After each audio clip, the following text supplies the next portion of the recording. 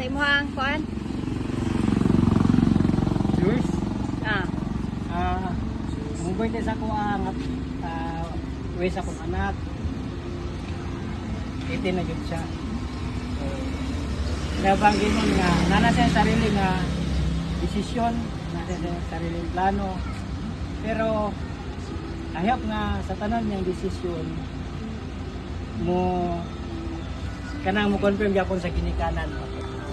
Kay dili mi magpabaya kung sayang dito sayang kinabuhi. Pero ate, kasi ang plano, kaalam eh. Mahal ka na mo. Eh, lagi. Plano mo, sayang kinabuhi, kaalam eh. Pangandoy ni mo, naaram eh. Tapos buhi pa mi, kapamit kusog. Among paningkamutan. Anong imong pangandoy. Sa kinabuhi, imong makabot. Na imong mga iyuan. Nas mama, nas tatay. Dilit na ng panahon nga makaya nimo. Kung sa mga problema nimo, kailangan mo yung sa mga ayaw iluon. Ay, naami, sabang, ayaw yun, kung sa mga problema, ayaw i-sarili. Namin, open mo sa mga uyuan, mga kiyaan. Padayon lang, sa pangandoy sa kinabuhi. Dili lang karon. Ang Ginoo kanunay magubang sa imuha, sa plano nimo. Ayaw salig sa imong kaugalingon. Salig sa Ginoo.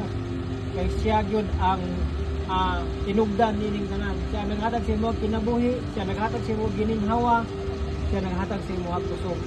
Kung tanang plano nimo sa kinabuhi, imong ipadangat sa Ginoo, kay masayod ang Ginoo na dili ka na itugyan sa kadaot.